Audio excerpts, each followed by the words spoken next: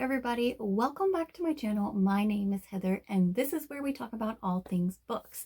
Today is day 8 of Bookmas.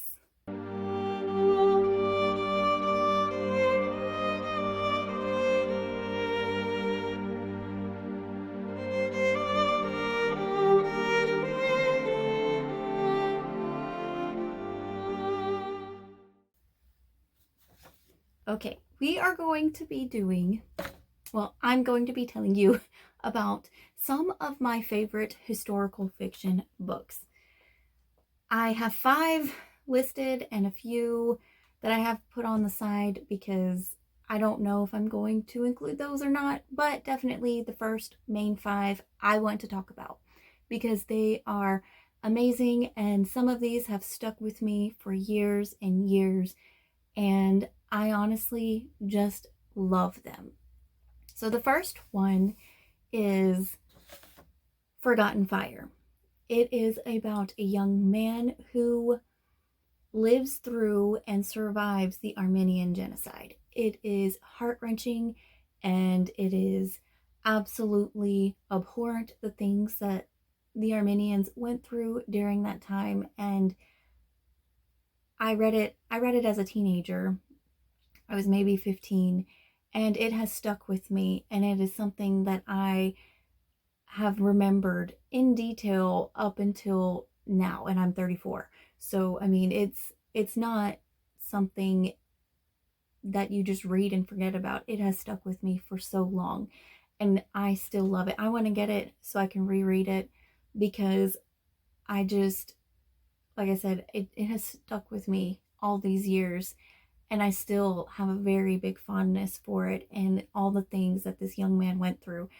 I believe it was written by the grandson of the grandfather who's went through those things, or like the great-great-grandson, along those lines. And to me, it was just eye-opening. I didn't even know that this happened. It's not talked about a whole lot. And I feel like, why wouldn't you talk about this? It's a genocide, and it's horrible, absolutely horrible what happened to this young man. And so I suggest you go read it. It's fantastic, at least from my memory. Like I said, it's been years since I read it, and I've been wanting to get it and reread it for a while now, so we'll go with that one. And then the second one I read when I think I was in 8th grade, and I fell in love with this book. It was called Roll of Thunder, Hear My Cry. It is about a young African American girl that lives through the Great Depression. Her family owns land in Mississippi, and as you can tell, being an African American family in Mississippi during the Depression was not a good time. I enjoyed this book. I believe I read the next book in the series, but I didn't complete the entire series. But this one stayed with me. The books that stick with me, I remember, and I love so much, and they are near and dear to my heart. So there's that one. And then the third book that I have is Memoirs of A Geisha. I read this one when I was in high school as well. And I actually watched the movie first, and then I read the book. And I loved both of them so much.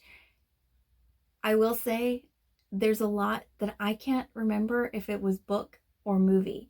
So bear with me, okay? Because it's just been so long. The book, and I just really loved it. It was beautifully written, and you have a young woman who is sold to pay off her parents' debt, and she eventually learns and trains to become a geisha, and it's her memoir of her life going in it. And I thoroughly enjoyed this one. I've always enjoyed learning about the Japanese culture and heritage as a teenager, and I still enjoy it as well.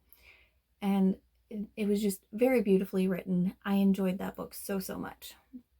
Then we have a book that I read last month, which was codenamed Edelweiss, and I loved it. It's a book set in California, at the start of World War II, basically. So during the start of World War II, you are in California. There's Nazis that are there trying to take over the MGM studios and other entertainment studios to push the propaganda of how evil Jews are. So there was that one.